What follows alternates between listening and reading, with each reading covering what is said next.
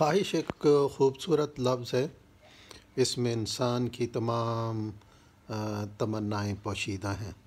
خواہشات کے ذریعے سے انسان خیالوں ہی خیالوں میں وہ کچھ حاصل کرتا ہے جو حقیقی دنیا میں اس کو حاصل نہیں ہوتا۔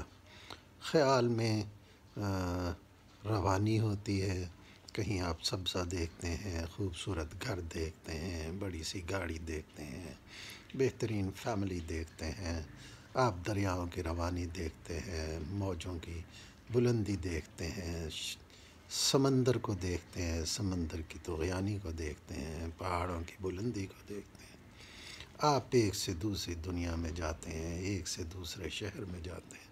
خواہشات تو بلا کی ہیں، اور خواہشات کرنے میں کسی کی کوئی پابندی بھی نہیں، لیکن زیادہ خواہشات کر دینا انسان کے لیے نقصان دہ ہے، کیونکہ پھر وہ تصوراتی سی بنتا چلا جاتا ہے، عمل کی کوشش نہیں کرتا، تو ایسی خواہشات جو عمل سے عاری ہوں وہ بیکار ہیں۔ اس میں صرف انسان شیخ چلی تو بن سکتا ہے، لیکن ایک کامیاب انسان نہیں بن سکتا۔ لہٰذا خواہشات کرتے ہوئے ہمیں یہ سوچنا چاہیے کہ ہم ایسی خواہشات کریں جن کا حصول ممکن ہو سکے، نہ ہی بہت بلند ہوں کہ حاصل نہ ہوں تو ہر وقت افسوس میں رہیں، نہ ہی اتنی کمتر ہوں کہ بغیر کوشش ہلے جلے حاصل ہو جائیں اور وہ اپنی معنویت کھو دیں۔ تھوڑی سی چیلنجنگ ہوں جو آپ کے موجودہ لیول سے 2 4 5 ڈگری بلند ہوں، تاکہ وہ آپ کو کوشش سے حاصل ہوں، تو یقیناً آپ کے ذہن میں، آپ کے دل میں ایک سینس آف اچیومنٹ پیدا ہوگا جو آپ کے مزید آگے بڑھنے میں فائدہ مند ہوگا۔ اور ایسا ہی ہے جیسے وہ لانگ جمپ یا ہائی جمپ لگاتے ہوئے یہ دیکھنے کو کہ یہ پلیئر کتنا جمپ لگا سکتا ہے، اس کو آہستہ آہستہ بڑھایا جا سکتا ہے۔ انسان اپنی خواہشوں کو اس طرح بلند کر سکتا ہے۔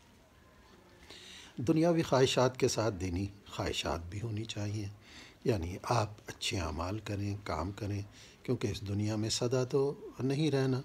وہ کہتے ہیں جب احمد مرسل نہ رہے کون رہے گا؟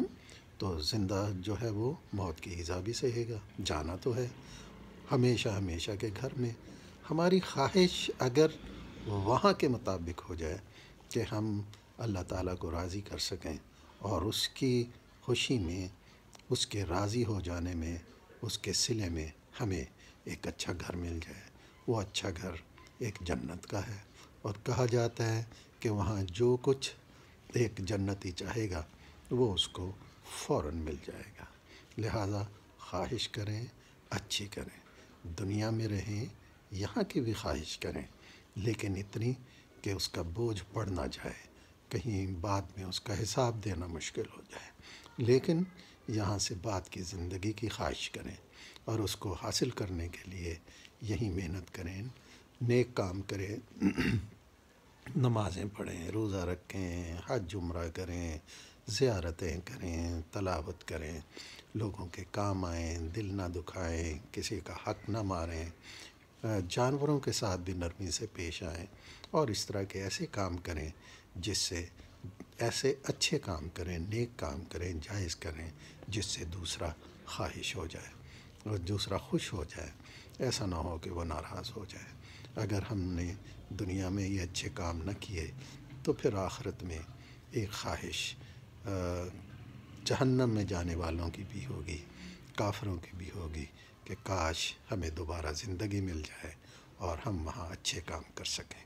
تو لہٰذا خواہش اچھی کیجیے اور اسے حاصل کرنے کے لیے اچھے اچھے کام کیجیے۔